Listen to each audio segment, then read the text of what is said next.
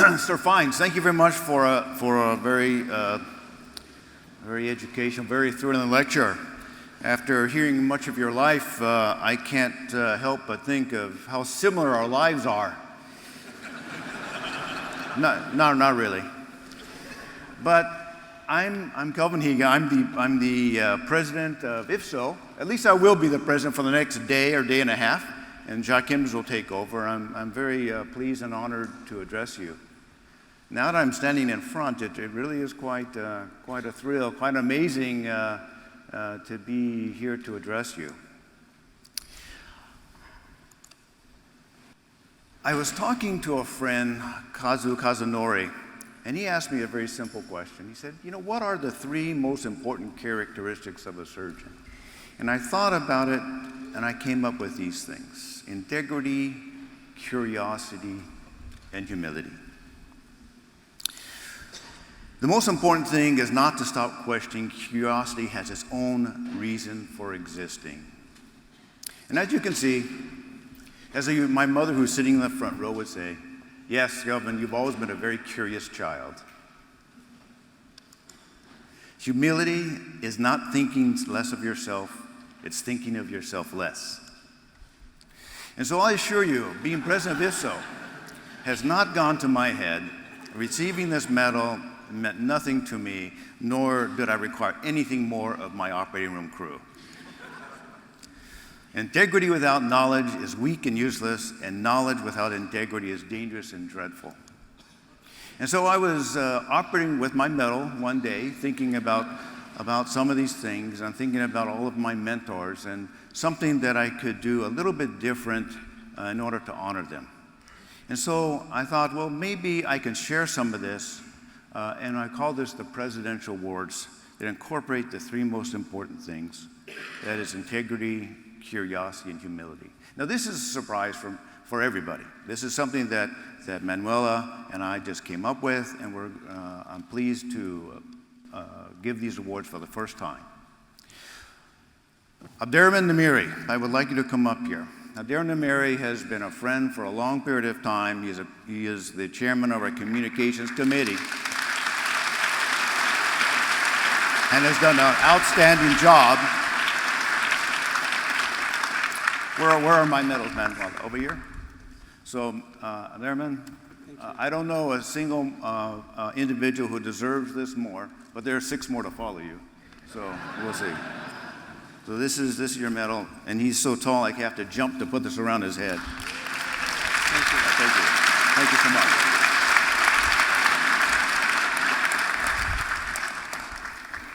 Next is Francesco Rubino. Francesco.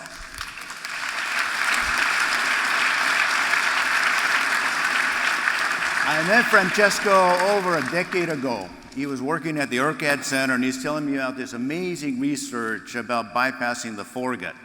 And for some reason, he's still stuck with this idea.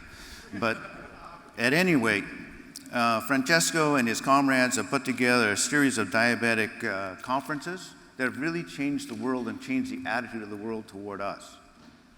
Francesco, congratulations. Thank you so much.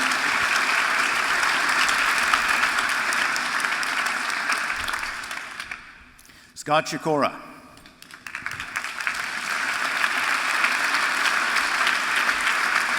Where are you, Scott? Is he here?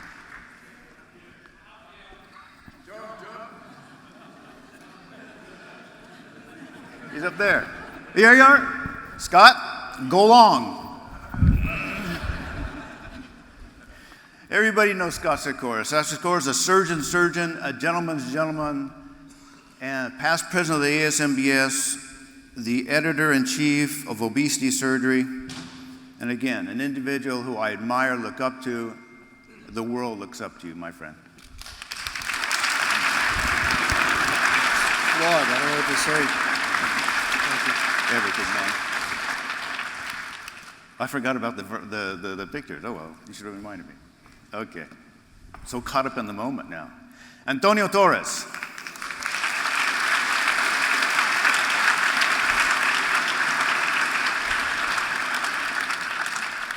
Antonio being past president of IFSO, being the second term chairman of the board of trustees, everywhere in the world we go, you are there.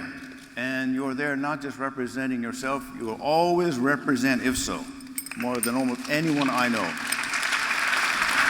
You'll get a picture. Thank you so much. You're welcome.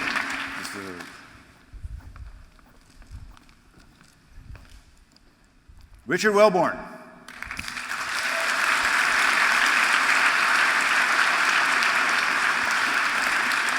You know, it's interesting. I don't know how this tradition got started where the president of IFSO gets to give a lecture and the president of the Congress does not. Because truthfully, here, let's get a picture. Because truthfully, he has done all the job to put this wonderful Congress together. Cynthia, him, Bombs, really deserving of much more than simple applause. But Richard, thank you so much.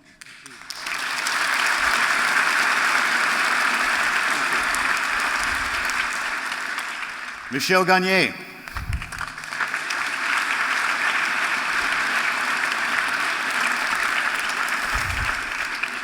You know, it's one of those things that you remember a lot. And the first time Michel and I met was he put on the very first laparoscopic bariatric surgical course. It was in 1996, yeah. And I was there. And I took this course, and it certainly changed my life forever. But beyond that, Michel has been such an innovator, so sharing of all of his knowledge and all his wisdom throughout the world. This is just a small thanks from all of us to you, Michel. Thank you so much. Thank you. And last but not least, Nicola Scopanar. I'm going to come to you. Don't get up. Very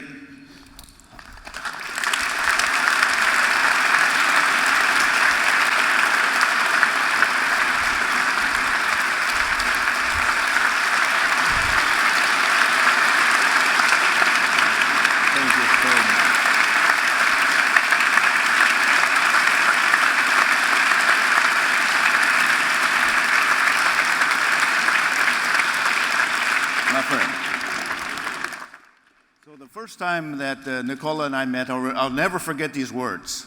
It was in the United States during an ASBS meeting, and he said to me these things. He said, "I've lost my luggage." That was it. The second time we met was in Genoa in 2000. And I said, Nicola, I think maybe that you know more about malabsorption than anyone else in the world. And he was smoking. He said, "You know, Calvin, I think maybe you're right."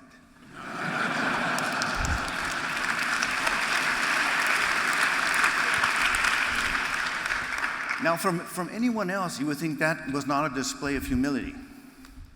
But for me, he didn't just say, "Of course." He actually thought about it, and he thought about everything else, and it was a very truthful answer. So, and throughout the years, he's been all the questions that I've asked of him, all of the correspondence, all of the things that he's taught me and the rest of us has been much appreciated. So thank you very much.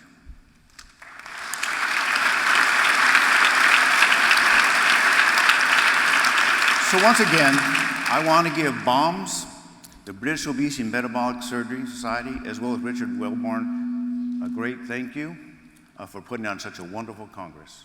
Thank you again. Now, I also want to introduce you to the executive board, because it's not just a single person, it's a team. Nicola, you don't have to stand up. I'm already standing. I want the individuals I called to stand, to stay standing, and everyone can recognize them and give them applause. Jack Himmons, our president-elect. Immediate past president, Tom Sundell. Our senior past president, Rudy Weiner. Our secretary-treasurer, Almino Ramos, and our next president of IFSO from Brazil. Board of Trustees, Antonio Torres. APC President, Mufi Lakwala. European Chapter, Michelle Suter. Latin American Chapter President, Ricardo Cohen. North American Chapter, John Mort. can't be here. Did anybody hear what's going on? Hopefully he's good with his newborn. Integrated Health Chair, Tracy Martinez. Co-Chair, Chair-elect Mary O'Kane. APC Member-at-Large, Kazunori, Kazu. European Chapter Member-at-Large, Jean-Marc Chevalier. North American Chapter, Mehran Anvari. Latin American Chapter at Large, Juan Antonio Lopez Carvala. Of course, Richard Wilborn, Scott Sikora, and George Cowan, our historian. Thank you so much. IFSO thanks you. Everybody's been, now our ethics committee is chaired by Robert Brolin. I don't think he's here. And our scientific committee chaired by Wendy Brown. And of course, we've already been. Where's Wendy? Stand up, Wendy. Maybe she's in a meeting already working. She's on the upper tier? Okay, very good. So those are your executive board and everybody who's been working throughout the years. In addition, there's a couple other people we need to give thanks to.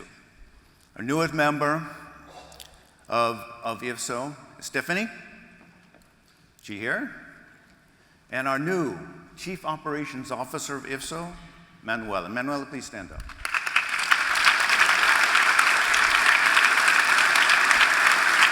Manuela, she took this job and she says, what am I supposed to do? I said, very simple. You are the heart and soul of IFSO. You are the glue that transcends every president and every administration from this point on. So not too much. So this is where it began for me. In 2000 in Genoa, the first time that Gloria and I, my wife who's sitting here, actually went to an IFSO meeting.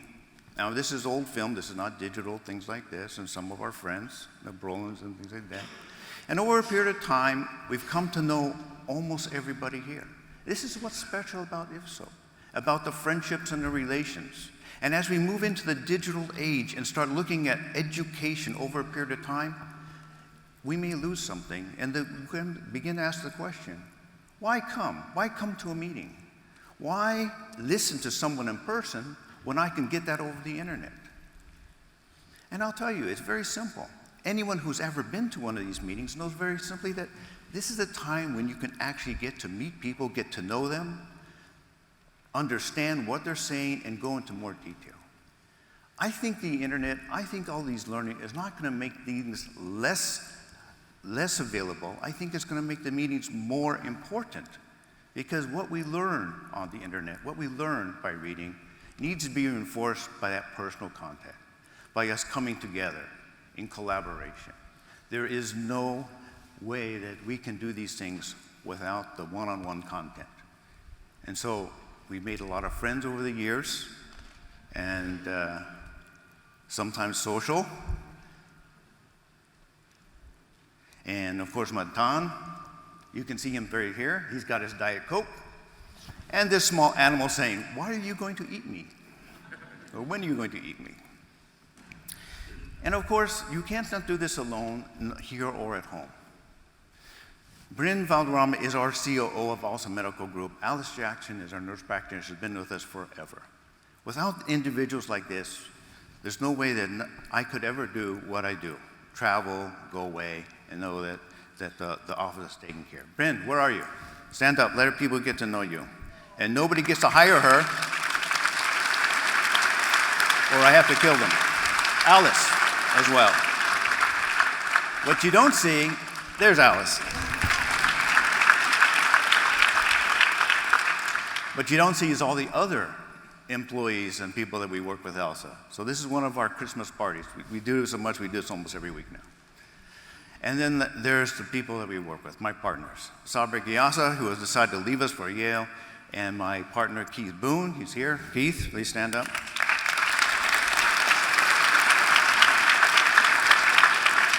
When we formed ALSA Medical Group, he said, well, how many partners are we going to have? And I said, I'm just looking at them. That's it. That's just the two of us from now on forever.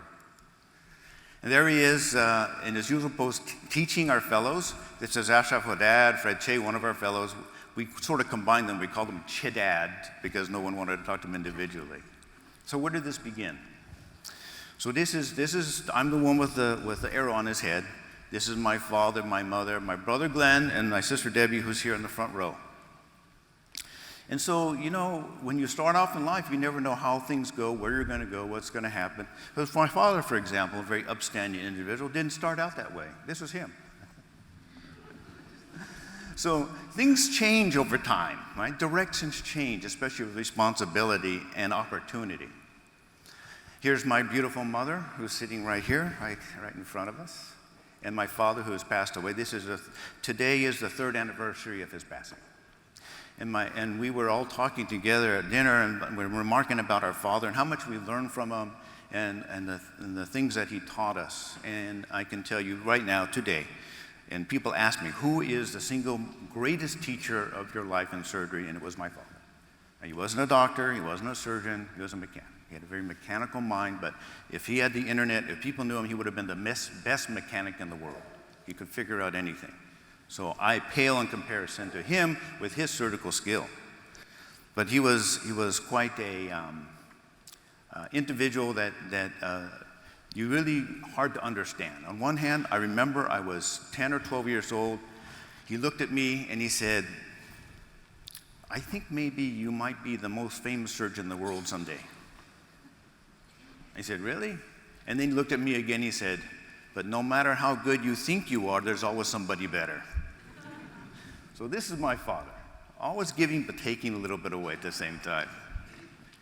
Of course, my wife Gloria and I, this is what we have. We have my son Matthew, who's in Afghanistan right now, Jennifer, Jessica, Samantha. These are our children, our 4 children. And the best thing of all is that they're now old enough, they're out of the house, they all have jobs, and they're able to contribute to their mother's birthday present independently. And now the newest member of our family, little Oliver, right? We don't know who he looks like, we're still debating. So again, we started off a while ago, and over time, things change, we get older, we get grayer, and sometimes what we see, who we become or not, is just a culmination of our past. And this, when I was putting this talk together and I was going through these thousands of pictures, it sort of reminded me of how far we've come and how far to go. And so for me, even though my father may have been my best surgical teacher, my wife was the best teacher of my life. My partner, the most important person that if it wasn't for her, I wouldn't be here standing before you. Stand up, Rick.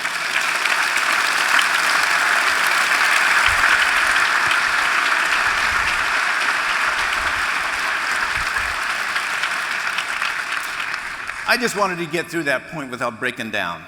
So I gave the Board of Trustees a very important thing because when I took over as president, we realized that we didn't really have a vision or a mission. So I'm going to share with you our vision and the mission as proposed by the Board of Trustees and vetted through the Executive Board. The vision is to optimize the control of adiposity-based chronic disease, and our mission is to unify the global scientific, surgical, and integrated health communities for the purpose of dissemination of knowledge, collaboration, and establishing universal standards of care for the treatment of individuals with adiposity-based chronic disease. This is the constitution by which we are going to bring IFSO forward for the next generation. It's important to know not only where we're from, but where we're going. So let's see, where have we come from? Where are we going? Now, IFSO is divided into 4 chapters. We have the European chapter, the Latin American chapter, the Asia Pacific chapter, and the North American chapter, and we're on the verge of having yet another chapter, the Middle East North African chapter. As Henry Ford said, coming together is a beginning, keeping together is progress, and working together is success. But the most important thing, the strength of IFSO, is not in its leadership, it's in its membership. IFSO is important because of its members. It's important that we are all members. It's important that every surgeon in the world that does bariatric metabolic surgery becomes a member to join this brotherhood. And so we've grown this membership. So we've grown from 6,000 to 8,500. We've done this by lowering the price of admission, but still bringing the information in the journal online to every country around the globe. We've increased the number of societies from 58 to 63, and we've added and then boosted up our integrated health session. Everyone who's in this field knows how important integrated health is. ASMBS, 50% of its members are made of integrated health members. That's nurses, nurse practitioners, dietitians, psychologists, et cetera, et cetera, et cetera. We cannot do this alone as surgeons. And integrated health needs to be there every step of the way. And so what we've done, we've also added another member to the board, another voting member, the chair-elect, for better representation. And we want to go after the young IFSO members. I don't know, now that I'm my age, I know 45 does seem pretty young. But young members, we want to have a special place for them as well. We want to be involved with social media. And we want to look at our data. Now, this was an initiative IFSO started because there wasn't a venue for many countries and many societies, because of size, cost, et cetera, to be able to contribute there and track their outcomes. So we started this in 2014 in Montreal, probably, I think at the suggestion of Michel Gagne, actually. 100,000 operations, 18 countries. 2 years later, we were at 142 operations, 31 countries. And 2017, nearly 200,000 operations invested in 42 countries, and you'll get the report online and their booklets out there as well. We're hoping to target 2018 to 350,000 operations in 50 countries worldwide. Tracking our data is something we've been criticized for, not knowing our long-term outcomes. This is an important way that we can do it. We needed to spread out our education.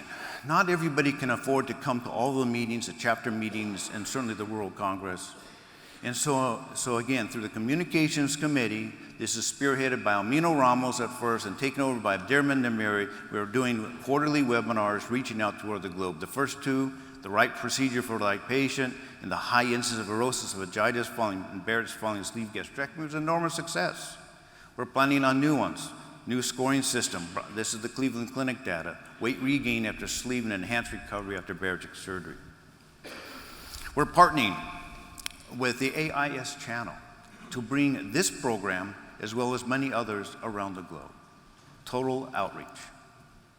We have a position statement on position statements, because what is a society supposed to do? We need to take a stance. We need to tell the world what we think, even when there's not enough facts to supplement that. And that's important. If there were all the data in the world, then it's a fact. We don't need a position statement. We need position statements in order to provide the guidance based on our wisdom, the collective wisdom of all of our members. And the important part about our position statement is there's a term limit. In 2 years, it's gone. It's either renewed or updated. We've adopted. Whenever a society comes with the good ideas, we can just adopt what they do. We've adopted the Royal Australasian College, Australasian College of Surgeons, policy on live transmission of surgery. Again, this is our mission. So if a mission is to unify the global scientific community and attack adiposity-based chronic disease, let's look at it. So in the world today, there are 382 million people living with diabetes. 46% are undiagnosed. What this carries with it, a very high mortality, and it is estimated by 2035, there'll be close to 600 million people. That's a 55% increase. This is a worldwide epidemic. And if you look at this map of where the disease lives, you can see it's segregated much like IFSO. There's a Northern America, there's a Latin America, the European, there's a Middle East, North African, and an Asia Pacific region. And each of these areas have a different penetrance, and it's a different disease that we need to attack. And this is why we need to be not only unified, but diversified as well. The expenditure is huge. In 2035, it may cost $627 billion to combat this disease. So how can we help? Well, as surgeons, we tell the world, we can help you with the treatment of diabetes with some safe, effective operations. What do they tell us? Well, show us some randomized controlled trials. We say, well, we don't have any. Now, would it help if we just called ourselves metabolic surgeons? No. So what do? We put together, not we, you, put together some randomized controls, level 1A evidence that surgery is better than traditional medical care for diabetes. And these are the individuals that really put. Francesco, his team, Lee Kaplan, Phil Schauer, David Cummings, put together 2 DSS topics and did something that was really astronomical. In a very short period of time, putting together these randomized controlled trials, came up with a great document, publications in diabetes care, individuals brought together, mostly endocrinologists, not surgeons, looking at the impact of surgery, the potential mediation of mechanisms, and most importantly, a policy change. So for the first time, a medical journal, a medical society now recommends our procedures for BMIs of 30 or 35 or more. This is huge. This is not a small thing. This is just a fantastic accomplishment, Francesco, by you and Phil and Dave and Lee and the rest of that panel. So did it make a difference? Well, we still have less than 1% market share in the world without any viable competition. So I would say not yet, but be patient, because things are changing. Things are getting better throughout the world. Believe me. I mean, after all, there are still a few people who don't believe in global warming.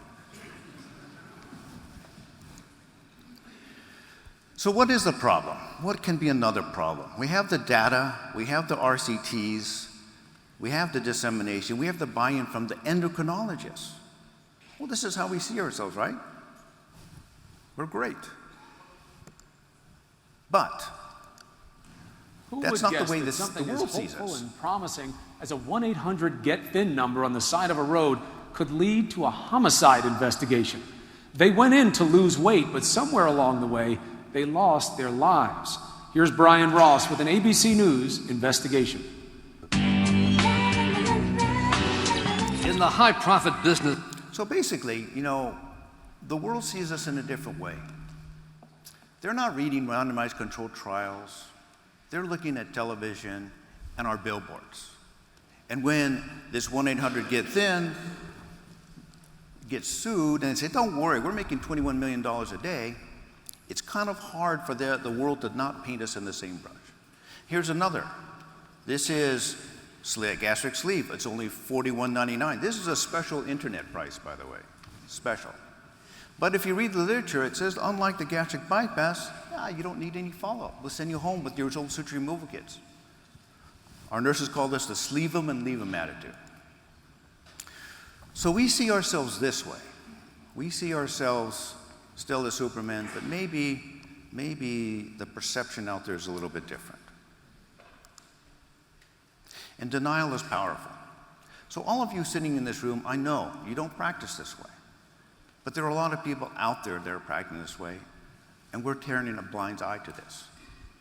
Now it's important. I think it's important that we understand that for every one good deed we do, it is erased by everything that's gone out there as well. Our responsibility is even more. This is a very disturbing video. It's been edited by a van and left bleeding in the street by passers-by. Footage too graphic to be shown. The entire accident is caught on camera. The driver pauses after hitting the child, his back wheels seen resting on her for over a second. Within 2 minutes, 3 people pass 2-year-old Wang Yu by. The first walks around the badly injured toddler completely. Others look at her before moving off. Now, this is appalling. This poor child lost her life, was run over. 18 people walked by and did nothing. This was just a video camera. 18 individuals walked by and did nothing. You can say how can anyone do this? It's highly unethical. Well, isn't that what we do every day? Every time we turn away a patient that can't pay our entrance fee, that can't afford us, we're doing the same thing. We're ignoring the fact that someone needs help and we're not answering the call.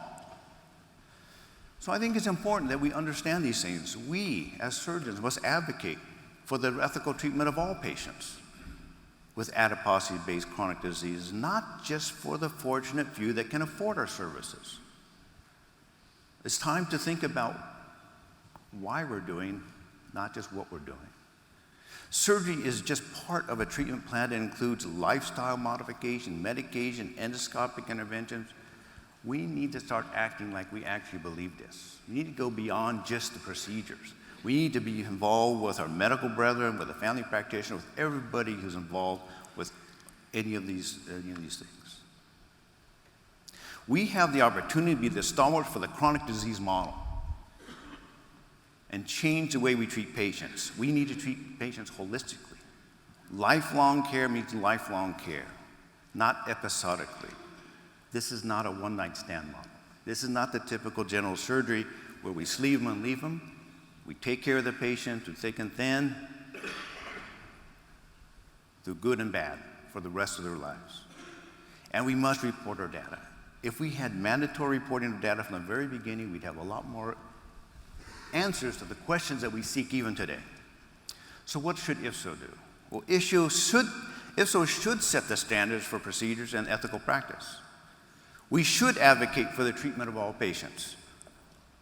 And we should not suppress innovation or ignore unethical experimentation. We should not be regulatory, but we should be supportive of individual societies and their missions.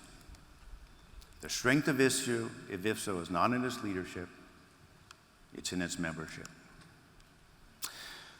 I was asked to say something when I was nominated for this position. All I could think of was this quote by Mark Twain: "The two most important days of your life are the day you're born and the day you find out why." And I said, well, I think the reason I was born was to serve.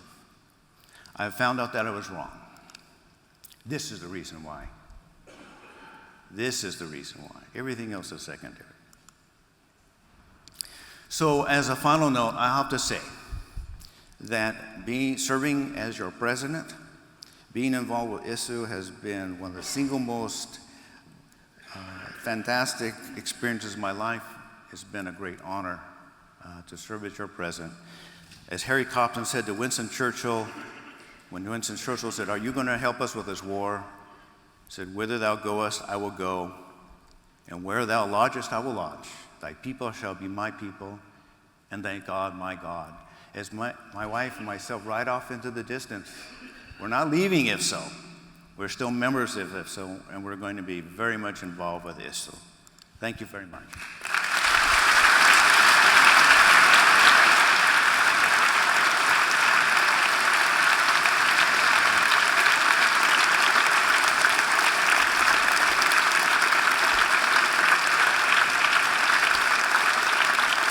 Thank you.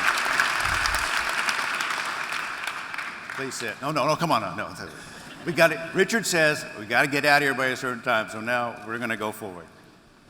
We have the next presentation.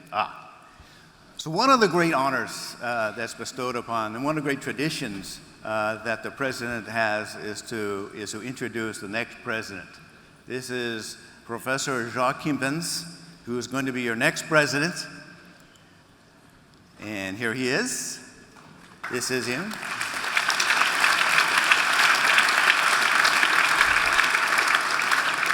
I didn't know that he comes from a town that he invented that was named after him, Hempens, so it's not too far away, 175 population.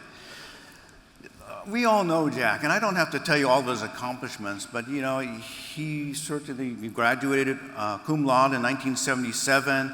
And then he went to the United States for some training. He tells a story where he actually slept in his car because he couldn't get an apartment, and this is the kind of dedication he had. He actually has a patent out there because he's a pretty inventive guy. And then in 1992, he met the surgeon named Guy Bernard-Carré. And he said, I think robotics is the way to go. I want you to do all these robotic things. He became the associate professor at the European School of Laparoscopic Surgery, the chief of surgery in 2 different hospitals. And these are the memberships, his accomplishments. He's on the editorial board of many journals, Obesity Surgery, Sword, Journal of Surgical Endoscopy, British Journal of Surgery, Annals of Surgery, and the co-chief and editor of the European Journal of Celiosurgery. He's co-edited 4 books, associate editor, published over 150 peer-reviewed articles. He's the honorary fellow of the ASMBS Soft Cone Seco. Now, one thing you can see when you look at his CV, and it says published 150 peer articles, these are articles he actually wrote, not fellows and things like that. He actually wrote many of these all on his own. How he finds the energy and time, I do not know. So this is the law of innovation and diffusion. There are innovators and there are early adopters, the early and late majority, and the laggards. I'm sort of in the middle of that hump. I'm not an innovator. I don't see things this way, but this is where Jack is. This is where Jack and Michelle are. They're always on the front line doing some things that doesn't seem really right, but then later on become the standard of care. Here he is running on the first robot in 1997. And this is pretty remarkable. 1997, the first prototype robotic procedure on a live person in the world was performed by Dr. Himpens. And I didn't know this for the longest period of time.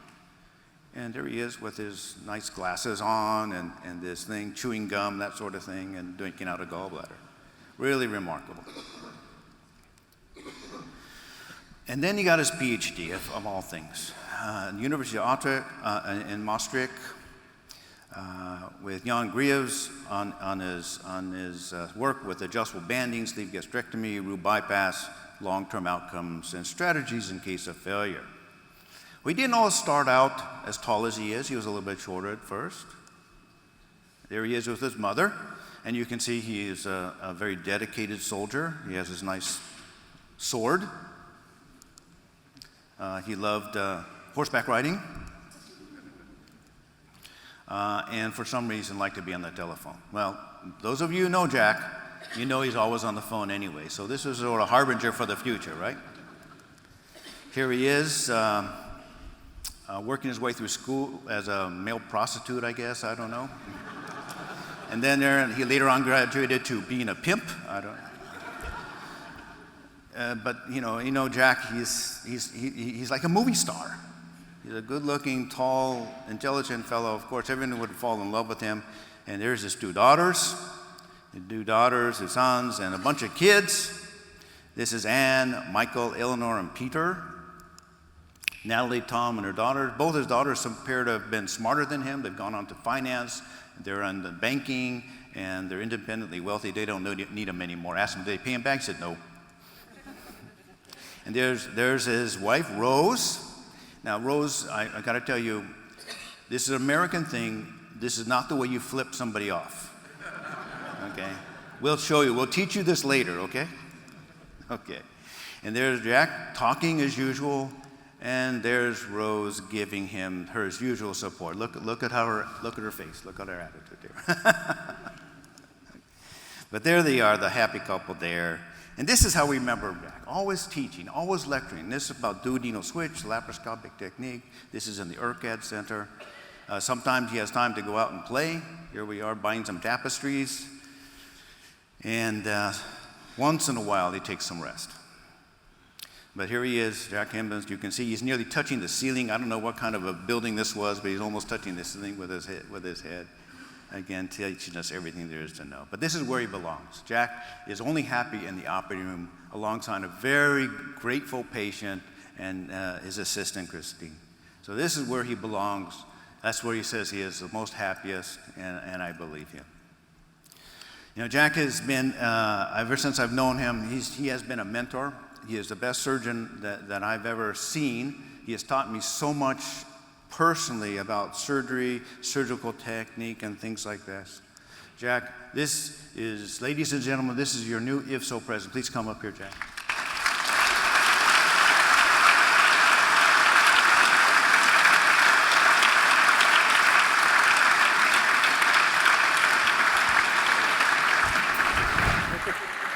On you. Okay, hold on. Where's my medal? Is that here? Where's my medal? Is that it? Manuela. My medal. Oh, that's later on? You just go later. Okay, never mind. All right, I don't follow instructions well. Jack, I'm going to have you take an oath now. Come here. Raise your right hand. That's this one, right? That's this one. All right. I do solemnly swear I do solemnly swear that I will faithfully execute the office of President of the International Federation for the Surgery of Obesity and Metabolic Disorders that I will faithfully execute the office of President of the International Federation for the Surgery of Obesity and Metabolic Disorders, and will do to the best of my ability carry out the mission of IFSO. and will, to the best of my ability, carry out the mission of IFSO.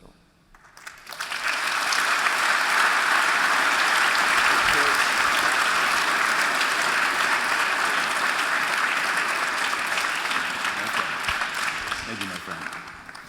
Okay. Yeah. I guess you'll get the medal later on.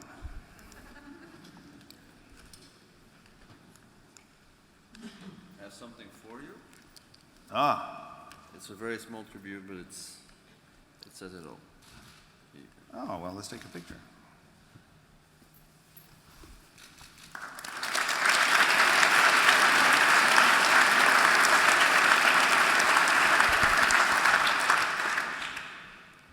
Thank you, my friend.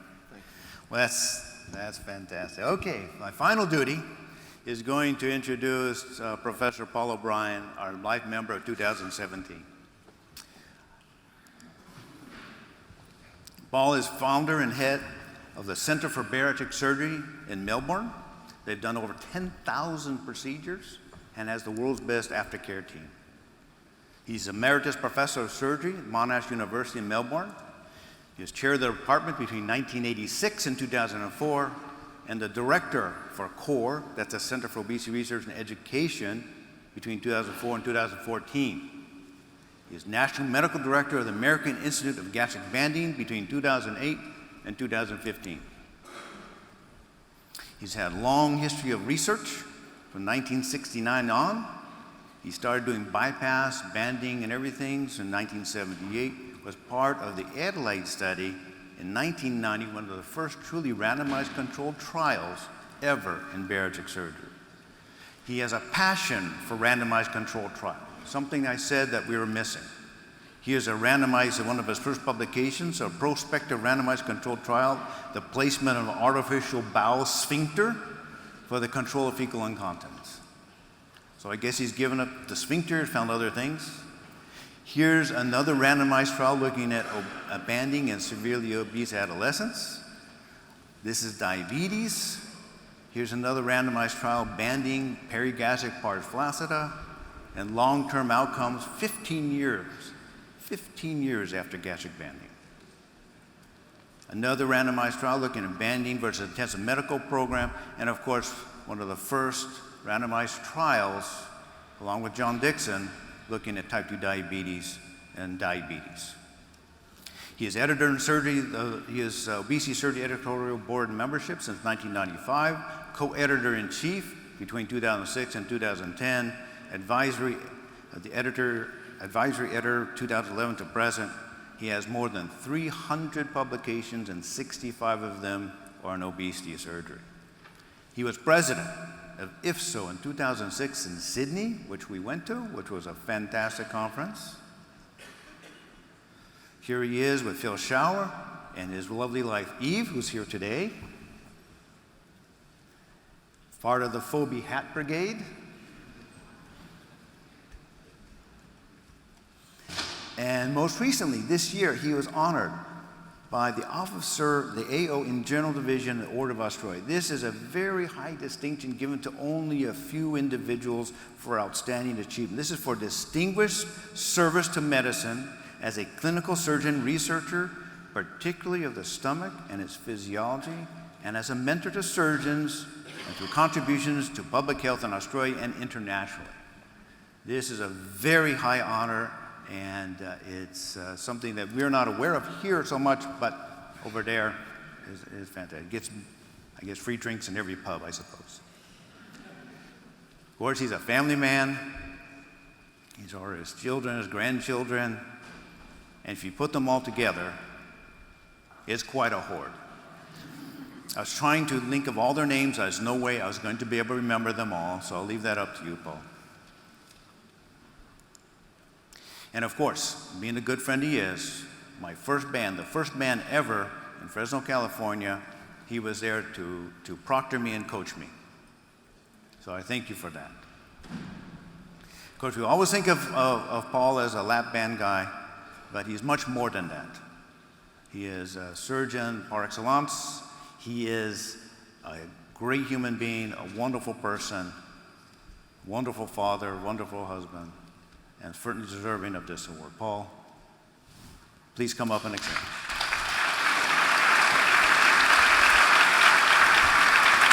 Hey. Oh, let me get your award. Hold on. I have to take a picture with your plaque, see?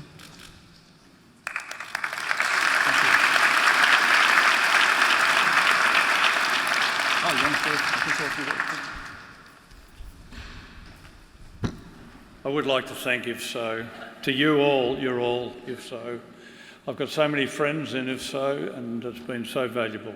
Thank particularly to Kelvin and also Natan Zandal, the immediate past president, for this great honour.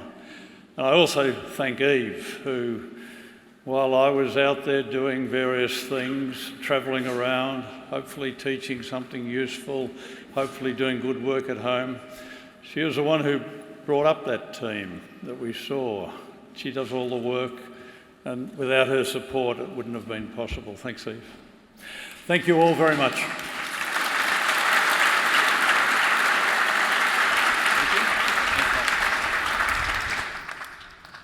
Richard, you want to come up and say a few words in closing?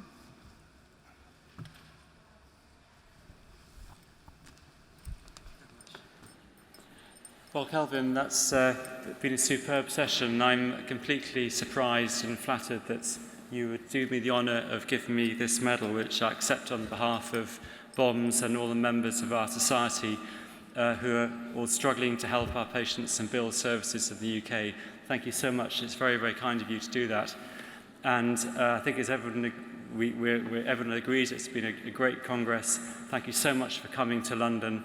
I think our gut hormones are telling us that we are getting hungry, so let's go and have some lunch and enjoy the rest of the Congress. And don't forget the gala dinner this evening. It's going to be superb. Thank you so much. Thank you.